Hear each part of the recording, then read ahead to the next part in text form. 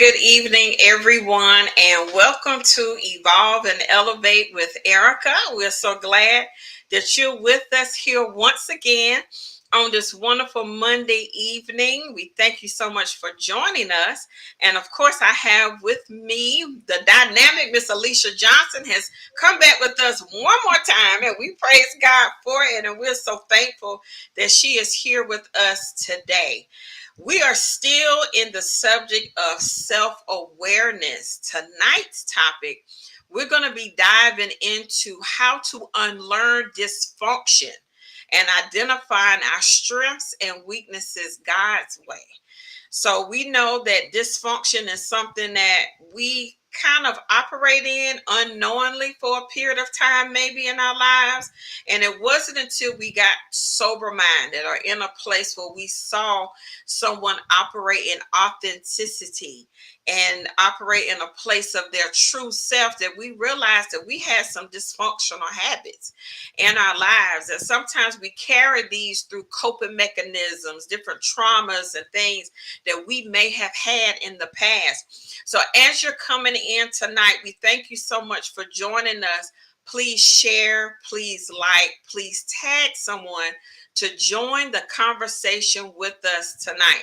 So I'm going to turn it over to Miss Alicia. Again, my name is Erica Bishop, the founder of Empowered to Prosper Coaching and Consulting, and also the Evolve and Elevate with Erica podcast. We are so grateful for you to be here with us tonight. And I'm going to turn it over to Alicia. For those of you who do not know her, I want to make sure she takes some time to introduce herself to you. Thank you, Alicia, for joining us today. Well, thank you for inviting me back again. This is so exciting. I've been waiting for this all day, actually. I've been looking forward to it. I am Alicia Johnson, the creator of the 1212 community. And the 1212 community is dedicated to helping everyone who chooses to learn how to recalibrate their lives 12 hours for God, 12 hours for man. And we do this in a myriad of ways, one of being journaling through the process at 5 a.m. in the morning. We also have Life Path Year Cycle School. We are getting ready to launch the Provision School, and we are definitely everything forgiveness. And so, this is your spiritual community that helps you to balance out the the world system. So that's who I am. And take it away, Erica. All right, thank you so much. So, as we are thinking about dysfunction and we're thinking about strengths and weaknesses, as I was getting prepared for this, one of the things that I have learned on my healing journey, and that's what the Evolve and Elevate with Erica is all about. I'm still on this journey of healing. I'm still on this journey of growing. I'm still on this journey of being my best self. And I decided now it was time also to be obedient to God, and radical obedience we've been talking about, to share my life story and my journey as we evolve and elevate together, and some of the different roadblocks and things that I have learned, gaining wisdom, trials and tribulations, things that make us better. But one of the things that I have learned when it comes to dysfunction, I found that I held on to some things for a very long time based upon the loyalty and the love that I had for who told me. Mm. Some dysfunction we have held on to because I'm going to use the term big mama. Now, I had many big mamas, and I don't want nobody to get mad at me because you know how we can get about our big mamas. But some big mamas gave us some bad advice. They only gave it out of what they had Mm. and what they knew at the time. So, Alicia, I have a question for you. Mm. When did you realize your level of dysfunction. And what did you start doing to start unpacking the layers? Because we know it's in layers. You unpack one thing, you have to unpack something else. When did you begin to start unpacking the layers? After I had children, after my first son, I began to realize that the dysfunctional habits, ideals, all of those things that I had taken on as my own, I was not going to be a successful parent. My son, the whole family was going to go down because I couldn't do it. I couldn't do it. And it was very humbling because I began to realize at that point in my life how much comparison I had. That was one of my bad habits. I would compare everything I was doing to someone else. And if it didn't measure up, I was constantly pulling on the bad information that I got from people. It worked for them. It worked for them. Just because it worked for them doesn't mean it's going to work for you. And so that was like the beginning of the end. Like birthing my son, it was exciting, but that's when everything literally started to go downhill. It was pretty sad. It was really sad. It was I say that because I'm so happy I'm on this journey now, and I'm so happy that my kids are still like we're together. But I missed a lot of their childhood. I missed a lot of parenting stuff because I was dysfunctional. It was awful. It was awful. Now I'm going down a rabbit hole. I'm thinking about this stuff. This might be a totally different. Yeah, I was awful. Oh Lord, go ahead, Erica. Give me another question because I'm right there with you I'm getting ready to go back because in. Huh? I'm right there with you. I'm getting ready to lay down on this couch back here. I need a counselor. Girl, I'm telling you. It children will change your life. Yeah.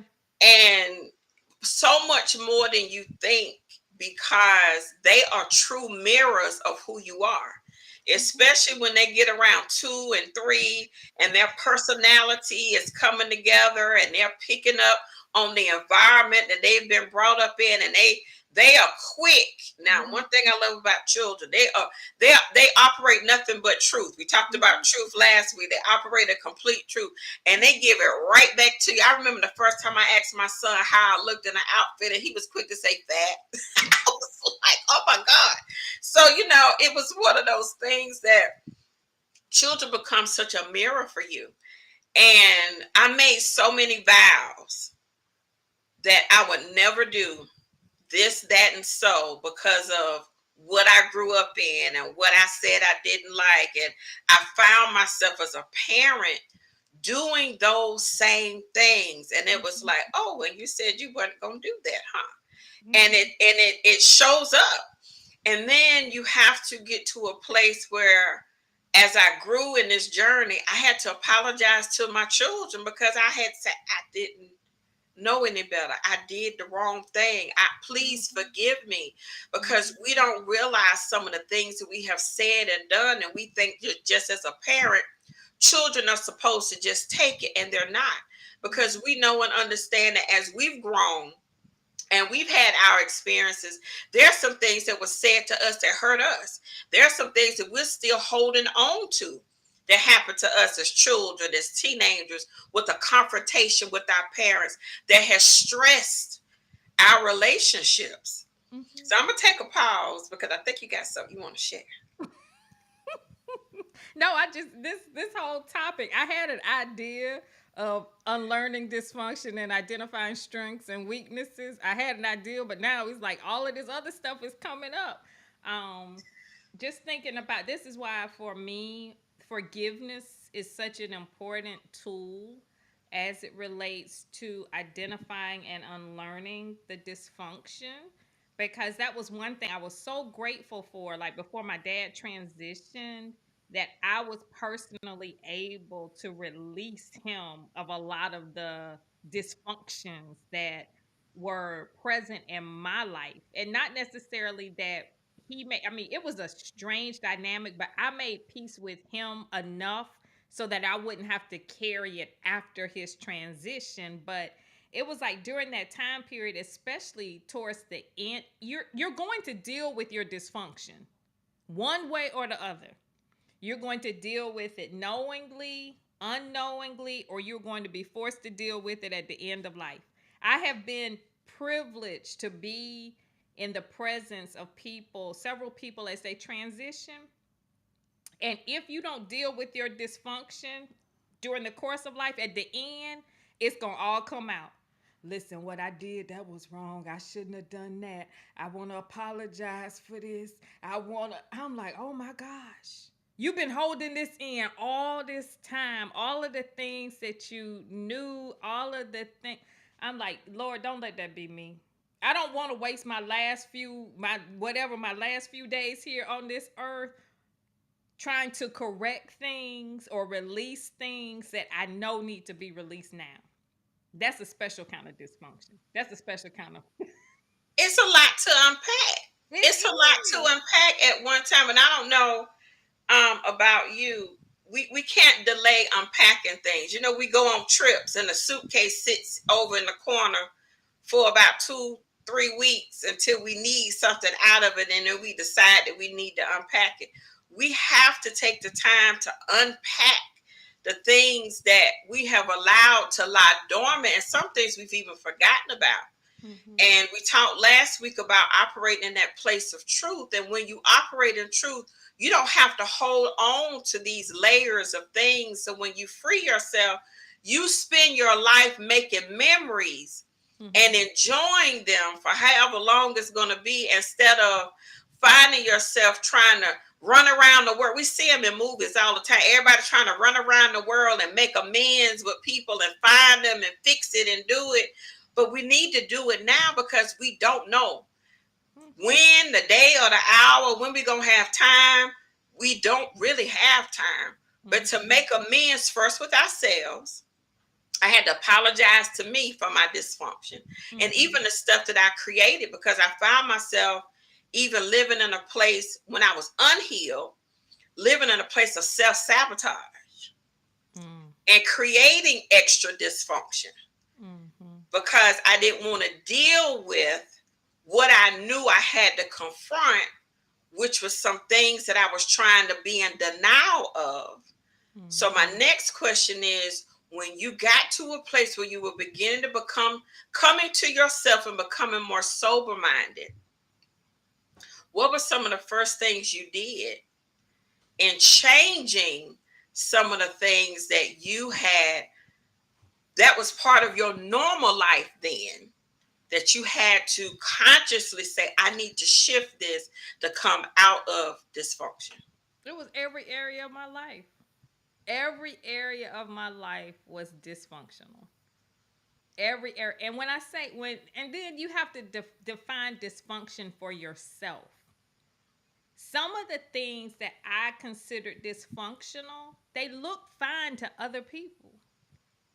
It was fine. See, you have to gauge your dysfunction according to the truth of who God has created you to be. And one of the things was that God had to deal with me. Like one of my dysfunctions, I used to lie a lot about everything for just dumb reasons. And when I really started to set a higher standard for myself, because God began to reveal to me what lying was doing to me, it was dysfunctional for me. It was stopping me from moving to that next level. But because other people did not understand that, it wasn't a dysfunction. Girl, it's just a little white lie. It don't mean that some of the stuff you just take to the grave. You don't have to be telling everybody your business. I do.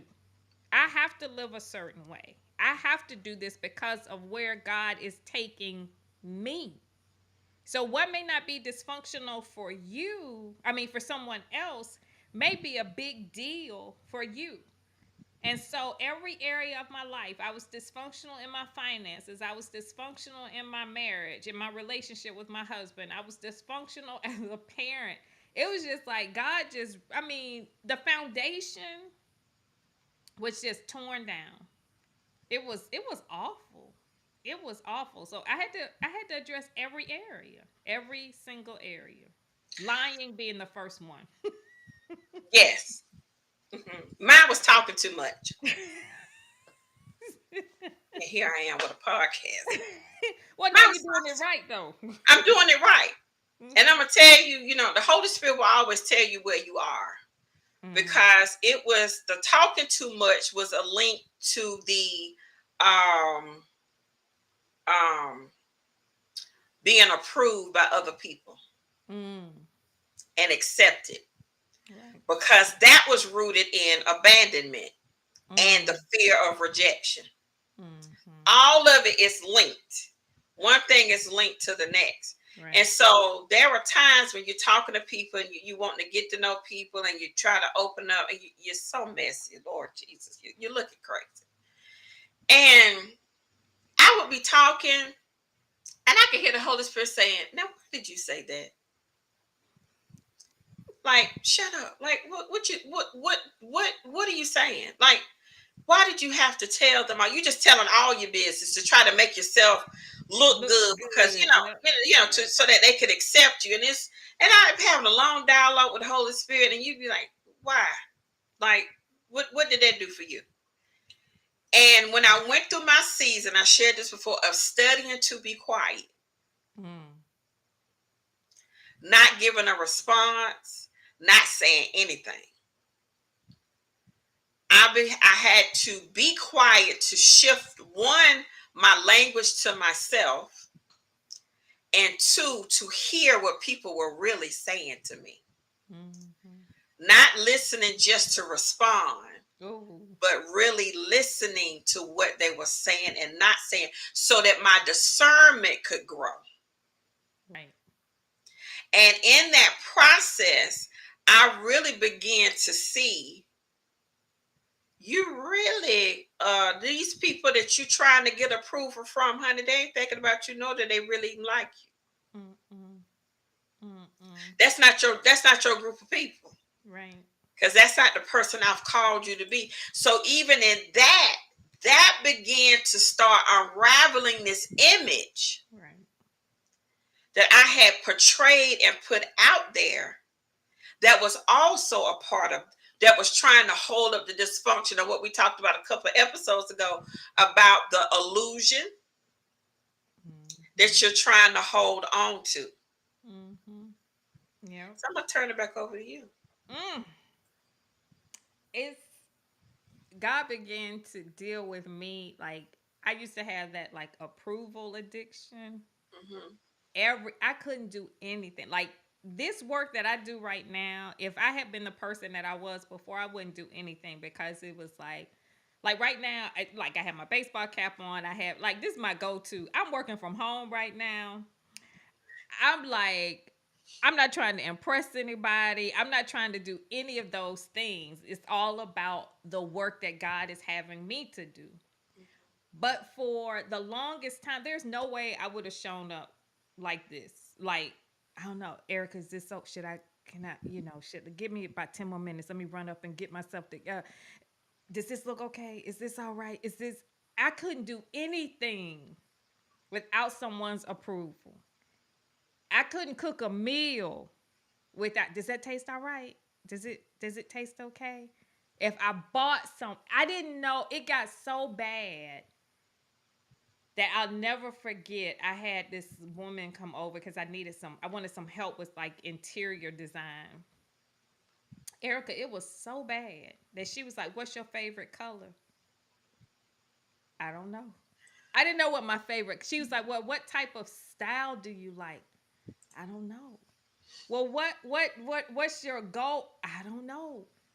Mike, what you think? I'm like, this is insane. I realized that I had lived my entire, not a portion of my life, but my entire life in that dysfunction. And I had to trace it back to try to figure out where did I get this from?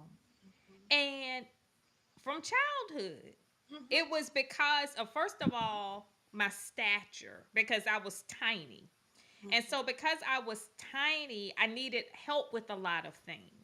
And because I needed help with a lot of things, I had to ask people to help me.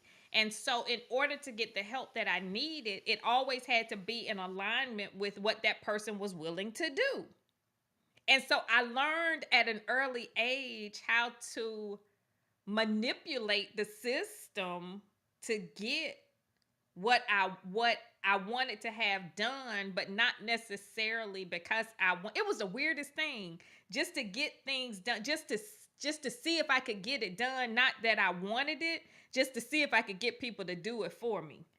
But then when all of the stuff hit the fan, I realized that I spent so much time trying to get people to like me, trying to get people to approve of me, if I asked for it. So for example, if we were at a fair and somebody needed to like pick me up on their shoulder so I could reach something. So I wanted to make sure that I was approved, like I got what they wanted me to have. Like I was making them happy, or I was making so people would want to do more stuff for me. It was warped. It was just really warped. And the older that I got, I realized that I have spent so much time trying to be what other people wanted me to be that I didn't even know what I wanted. It was awful. In college, I bombed. It was a study group. It was four of us studying together. And out of the group, I was the only one that got an A. And I felt bad because we all studied together. So I felt like we should all get this. What kind of mess is that? So after that, I just stopped trying in the class because I wanted to fit into that little group that I was. Girl, stupidity. Stupidity. I don't even know where we're going with that question, but I'm heated right now.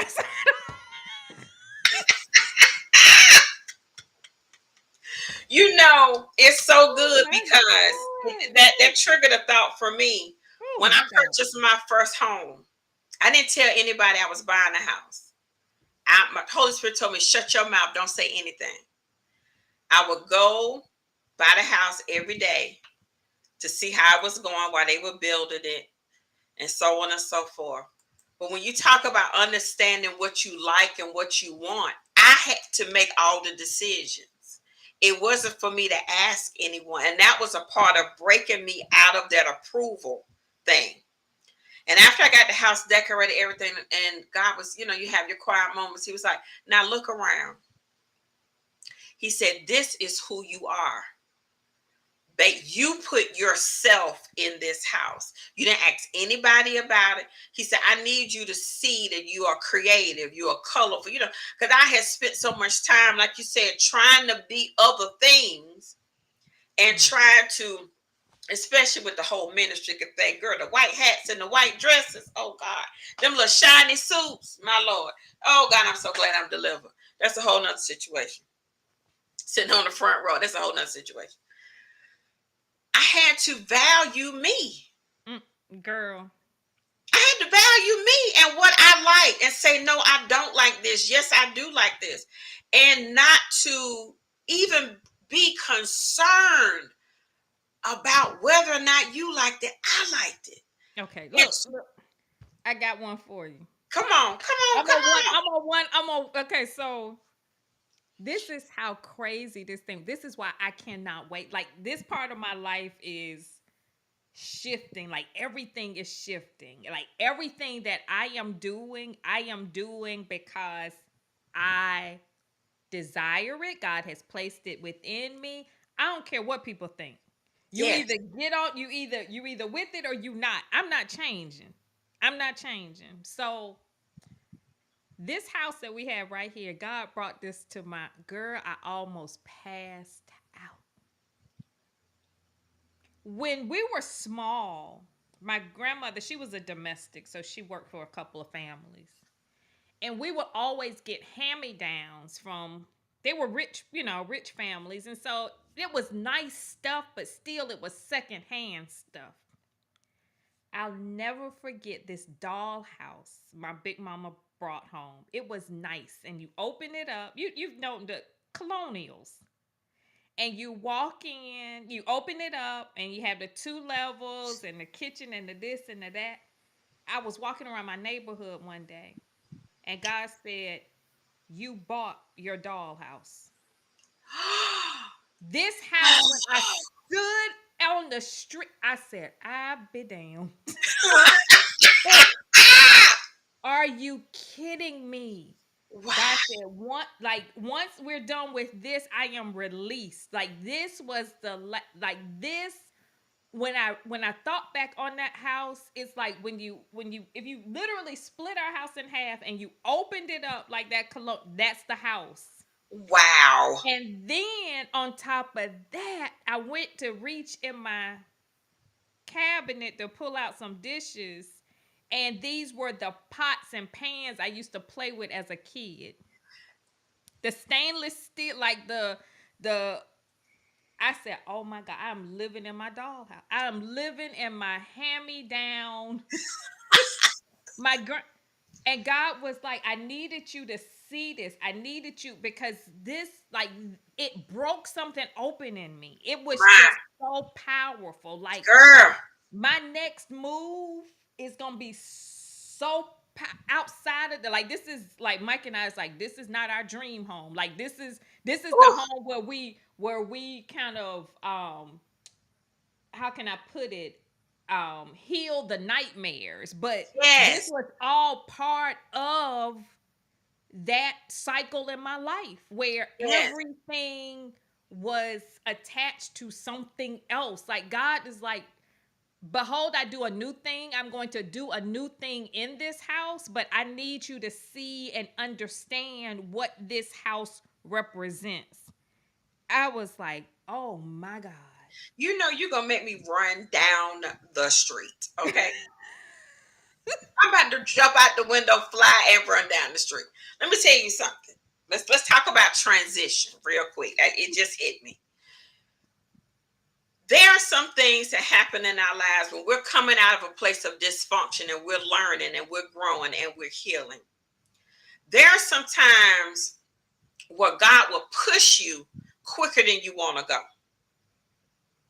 He will leapfrog you. Even when you, oh, I got to do this, I got to do it. He will leapfrog you and he will let you know, I'm done with that. Now it's time to move on. And when he brings about revelation like that, he's letting you know you're done with that season. Now it's time to move forward to something else. Yep. That's exactly what happened with my job. That's exactly, like, every time, like, when God gives you that ultimate revelation, the shift is about to happen. Like, er, mm, mm, mm. Get ready, get ready, get ready. Girl. When we really open up ourselves to say, I am done with the dysfunction and I am ready to change. You said something a few minutes ago about changing the standard of your life. And that's also a part of breaking the dysfunction. How many of us, and this is for everybody out there, have changed or said we weren't going to do a thing because someone else in our family had never done it before? How many of us have said, no, I'm not ready for that yet because so and so told me it wasn't my time for it yet? But when you grow to a place and you're ready to get here, it's not about somebody else's timetable. It's not about somebody else's stamp on your life. When it's time for you to level up, it is time for you to level up. And you are the one who's supposed to be the first because you're supposed to break that cycle of dysfunction. You're supposed to be the one to tear through. You know how you go to a construction site and they have that real big heavy plastic that you have to cut through. You can see through it, but you got to literally cut through it. Many of us can see where we're supposed to be on the other side, but we've got to be the ones to go do the work to cut through Mm, that mm, dysfunction, to step over into living a life of freedom and liberty, mm, mm, mm. and not Amen. holding on to this traditional stuff, traditional Right. dysfunction, and we carry it from one generation to the next. Mm. And this is why it is so important that you identify what is important to you. Say it again for the people that's not listening next door.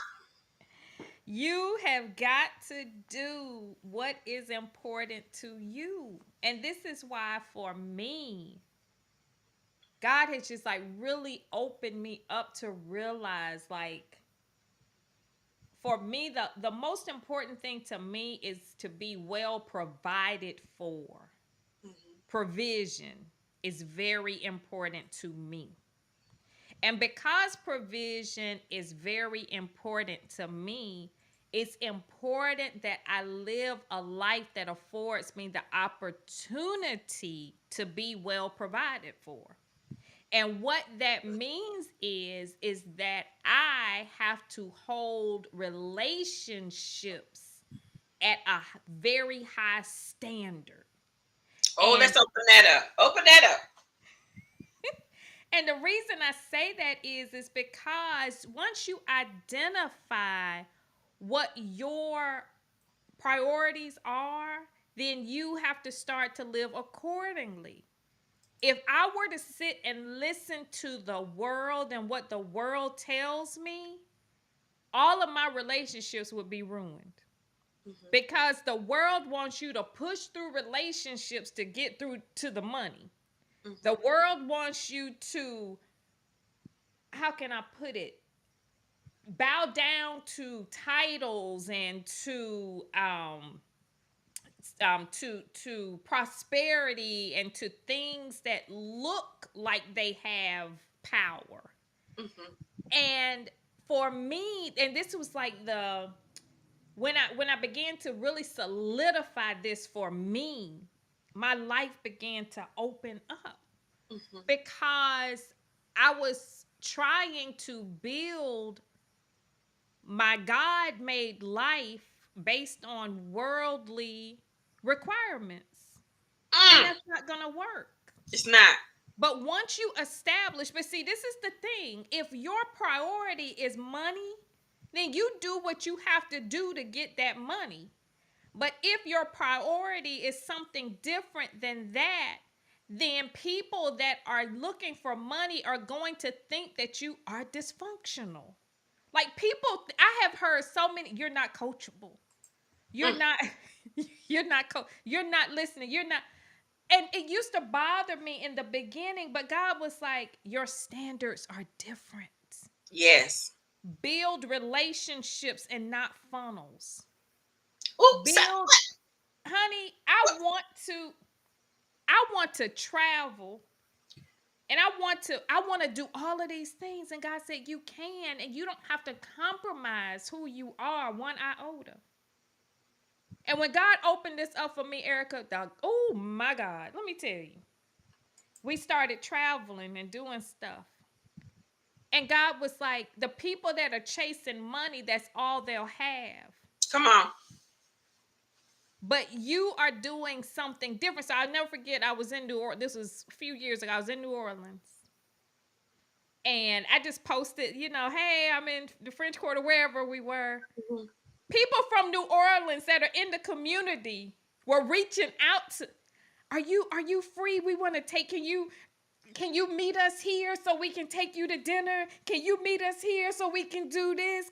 I wish I had known you were coming. You could have stayed in my rental. You could have done. I said, oh my God, Mhm. are you kidding me?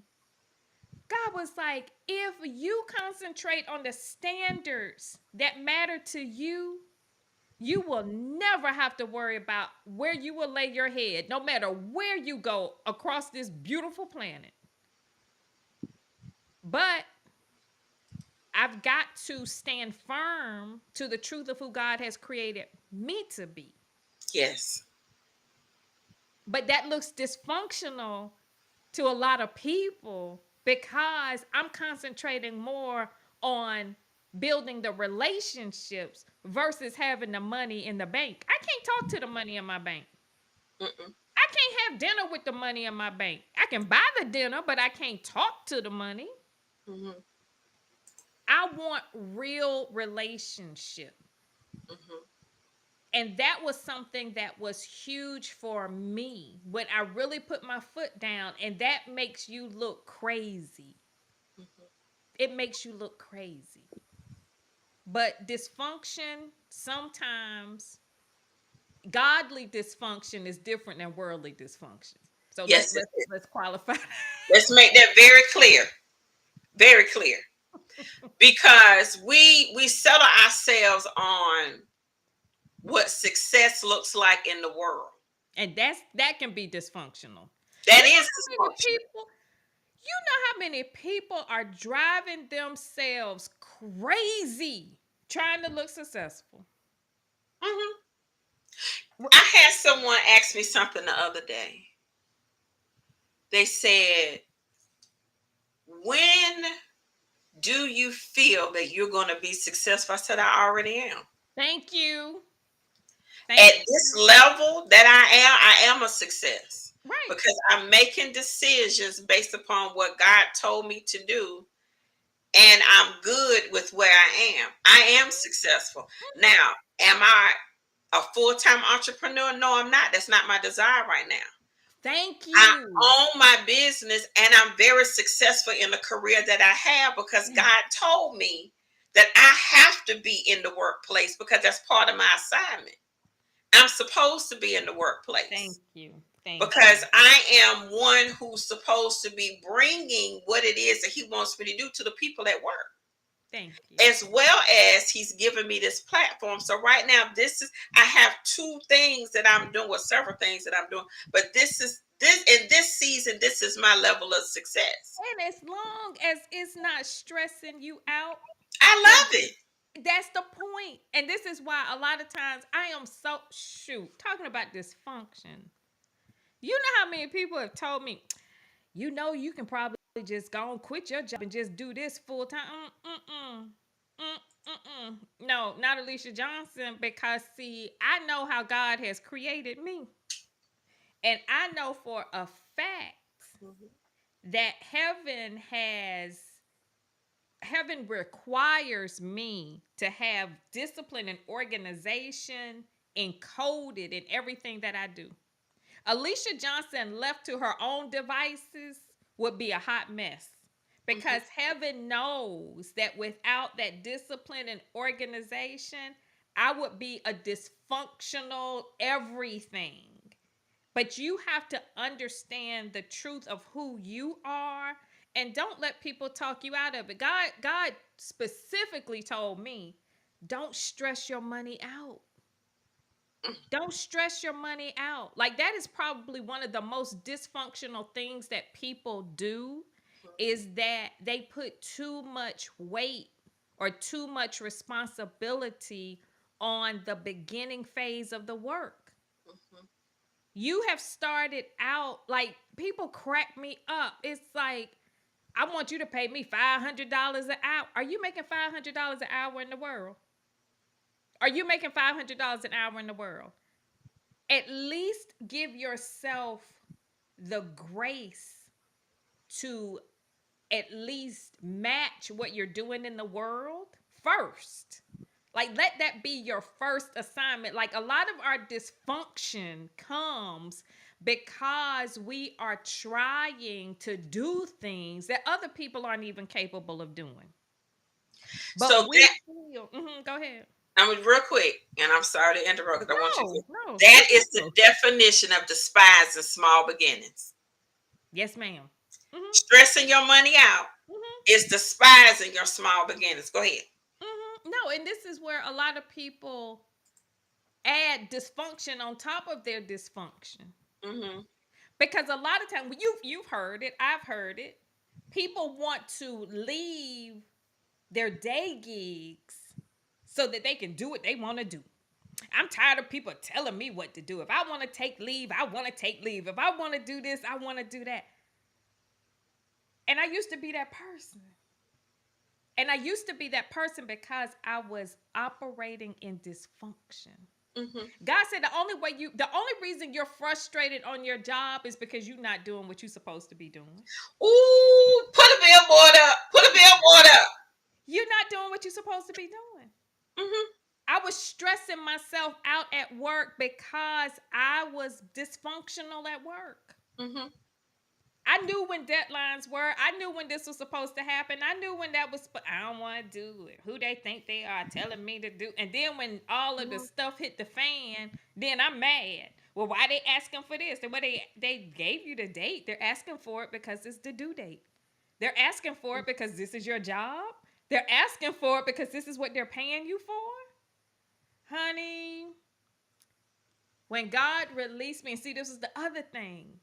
I was the biggest dysfunction in my life because I was Mhm. lying. I was hiding. God was like, I'm gonna shake it up and give you a clean start. When God released me from that other job, they let me go. And it was like that was the best release I've ever had. And they let me go. And I mean, no hard feelings at all. Mhm. But the beautiful part of it is that God put me in timeout. I was in my little sandbox, and God said, "Now, when you go back, because God told me this. Now, this I know God told me. God said you will never use your resume again." Ooh. I said, "Well, Mm. okay." Mind you, my resume did not get me the job that I have right now. God said you will Mm. never use your resume again. But what I'm gonna do, I'm gonna put you in timeout because when you go back in, you're going to go back in decently and you're going to go back in order. You're going to go back in not treating your assignment, your God given assignment, like an affair. Ooh. Because see, at my other job, the dysfunctions, I was layering dysfunction on top of dysfunction. So I had my Yes, ma'am. job and then I'm building my business. So I would have little gigs during the day and I would take off and then have a doctor's appointment, go to my gig, get into my gig and get into my zone and forget I have a job. And on my way back to my job, I have to bring myself down, forgot the lie that I told my job. I get back in, they were like, "How's your dental appointment?" I'm like, "Huh? Oh, it's okay. It's okay. It's hey, who I think I'm gonna have to leave early because just lying." God said this cannot be. No. So God cleared up all of that dysfunction.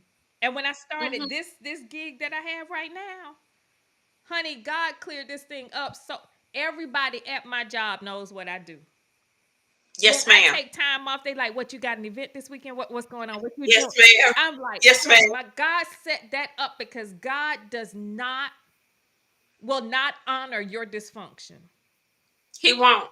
Will not, Mm-mm. And when you walk in that place of truth, honey. you don't have to create Mm, all this extra stuff which stresses you out, honey, look, because when because because when I take time off, it's like, "Oh, you going on the trip or you got a speaking uh-huh, engagement?" I have a speaking uh-huh, engagement and you ain't got because I've earned the to. time and I've done the work. When I and I'm gonna tell you how good it is.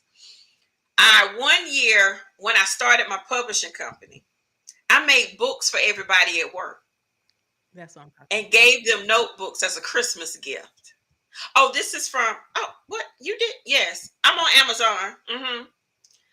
I gave out my books that I wrote to different people.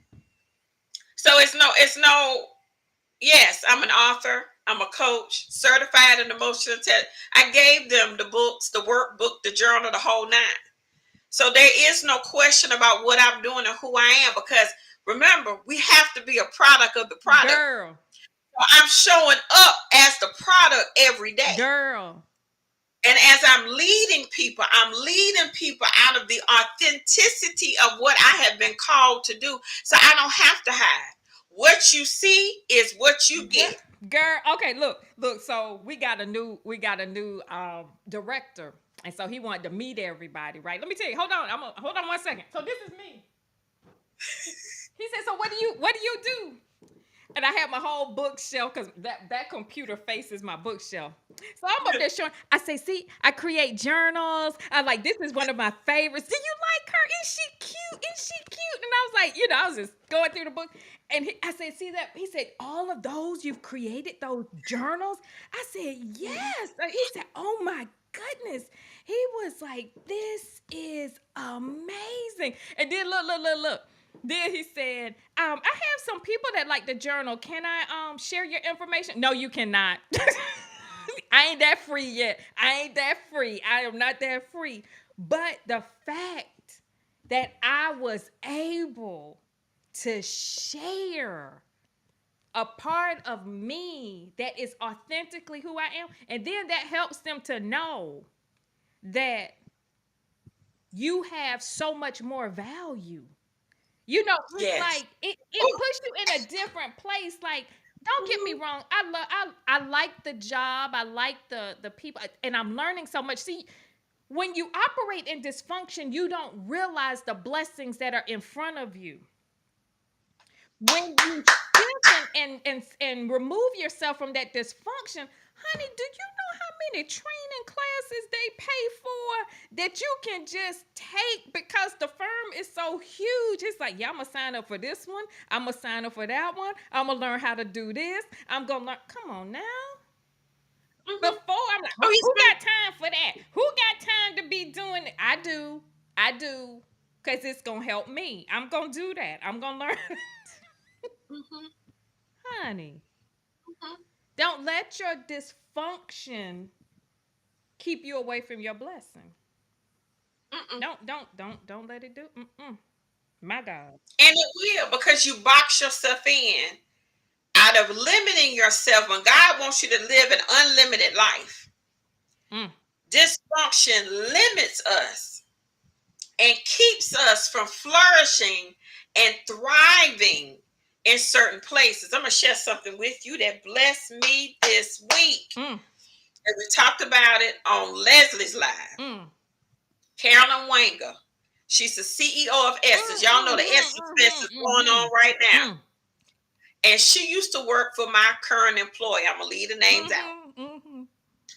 And she was talking about how she spent so much time trying to navigate and manage her who she was in certain circles, in certain rooms, and managing that, and then going into depression and trying to navigate that and come back and trying to adjust herself. That was all dysfunctional until she realized that she needed to go where her who could Girl, flourish. that blessed me Sunday. Lord have mercy, that blessed And me. when you find your where, you don't have to micromanage your You who. do not. Mm. Mm. Mm. Mm. Mm. So when you say, I'm no longer going to hide behind agendas, thoughts, and all these different things, and I'm going to search on where it is I can thrive and be my best. But you have to first go all the way back to the first question: what do I want? That's the Exactly. first answer to self-awareness and emotional intelligence. What do I want? Mm-hmm. And when you answer what you want, it's the same thing when we start the journaling challenge. Write in your God letter. What do you want? Mm. Mm. And Mm. when Mm. you can answer those questions, you begin to navigate differently because it has to line up with what you said you wanted. It's your Girl. why. The Girl. world calls it knowing your why. But in the Mm. spirit, it's knowing what you want and what did God say you were supposed to be and have. Mm. So Mm. instead of you Mm. trying to navigate who you are and code switching and all this other stuff we do, Mm. Girl, and I don't have that kind of energy. I it do. why you think so many people stressed out, losing hair, At overweight, this. can't get sleep, on all this different medication, taking melatonin and all this other type of stuff? Because we spend my where gives me energy because I know that that's where I thrive. And when I Mm-hmm. find myself in a place where I'm getting drained, I'm out of alignment. Mm-hmm. Mm-hmm. Mm-hmm. I surround, and this is why My it's so tells me I'm important. out of alignment. It's so important that that wear piece. It's like I only put myself in environments where I feel comfortable. Mm-hmm. I'm not trying to put myself. I tried that one time, and I was so anxious. It was so. it was so not me. It was so many people in there pretending to be people. It was going to take at least 10, 12 conversations to find out who the person really was.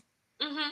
Because they would leave with all of their titles, they were suited and booted and just all just glammed up. And I'm at the shrimp and bacon. I'm just trying to eat. And people, I was like, I walked into the room. I was like, this is not me. Oh my gosh, this is not me. And I went because the coach that I had at the time, because he's moving and shaking and doing all of this stuff.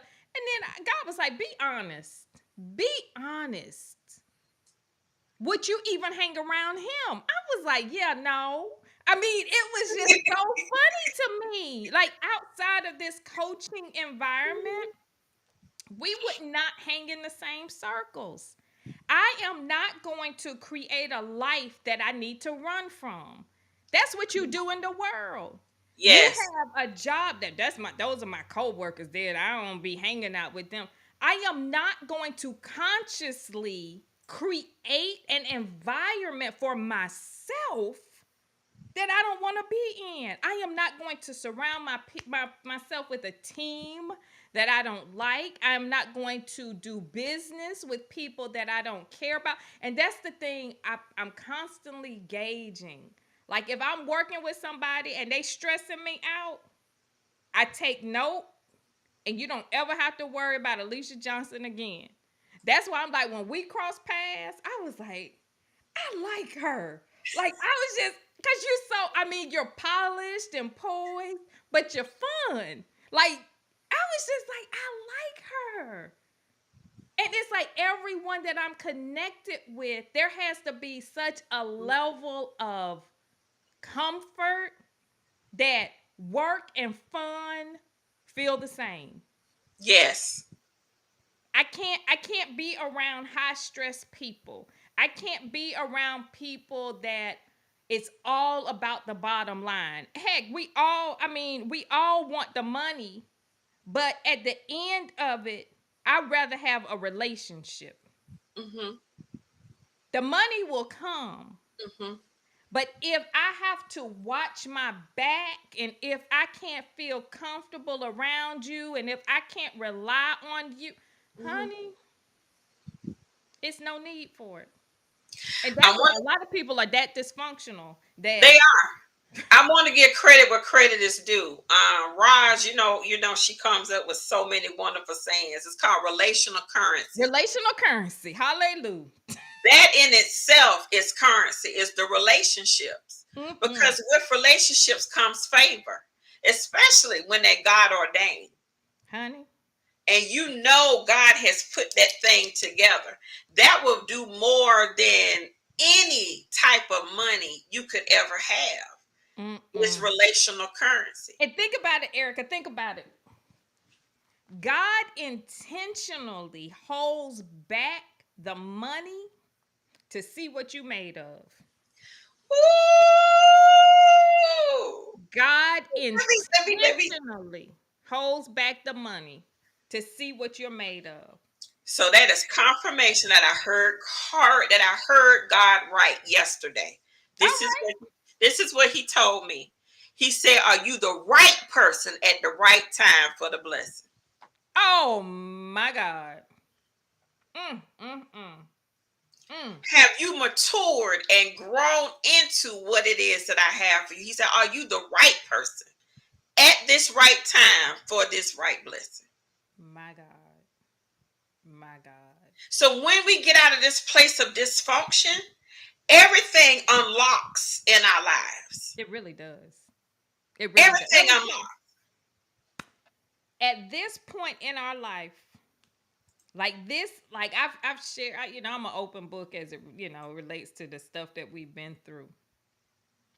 And I remember at one point when money was the answer to everything I thought I needed.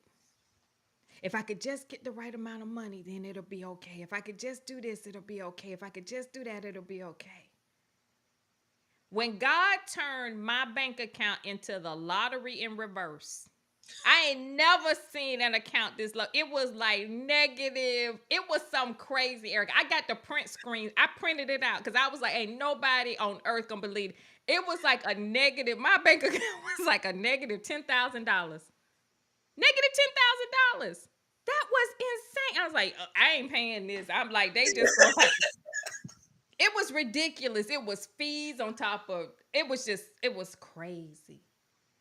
And God, I was so grateful after, hindsight, that God placed me in that position because that taught me that money is the lowest level energy you can strive for. God said only strive for money when money is the only thing that can be used. I was like, oh my God. Ooh.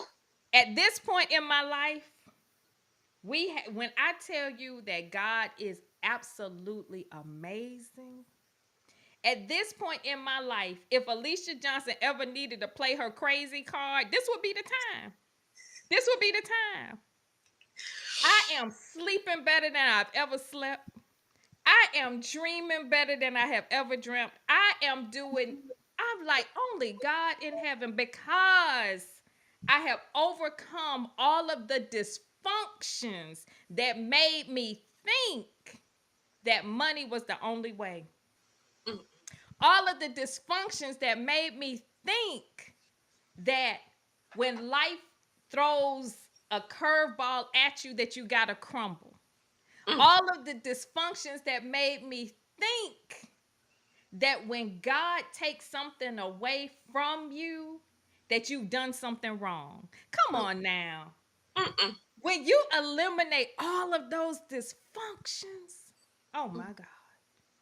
You live a life of true liberty, True. freedom, True. peace. Not True. that pseudo peace, that peace that people make up. Real Who? peace. Wusa. I Honey. mean, your life is a woosah. You live in this place of peace that you're even things happen and you looking like that didn't even bother me. Like, Erica. oh God. Everything that Mike we going through right now, we are sitting in the hospitals. Like, I'm just sitting up here. We are laughing in between appointments. The hospital that we're going to, they're refurbishing it, right? It is so not. Mike and I were walking through like one of the wings of the hospital. We literally thought for a second like we were on vacation. It was like it's set up like a resort. It's Wow. crazy. There's a pianist. There's like this atrium, all of this light, all of this greenery, the glass elevators. You forget that you're at a hospital until you get to the floor. You're like, okay, yeah, this is real. But honey, only God can do that. Mhm. God was like, I will make every event enjoyable. I will make everything that I allow to cross your path enjoy, the peace that surpasses all understanding. Yeah, you have your rocky moments. Yeah, you have all of that. But joy comes in the morning. It So does. don't think that we sitting over here talking about we just laugh through that is not the projection I'm trying to give at all. What I'm trying to say is that peace that surpasses all understanding is real once you get on the other side of all of your dysfunction. You ain't playing no more. You're not pretending to be happy. You're not pretending to not let things bother you. You're not pretending to say everything's gonna be okay. Down in my, like Oliver says, down in my Na, na, sha-na-na, na. I know that everything is gonna be all right. Mhm. Girl, this was good. I didn't know where you were going with this one today. I was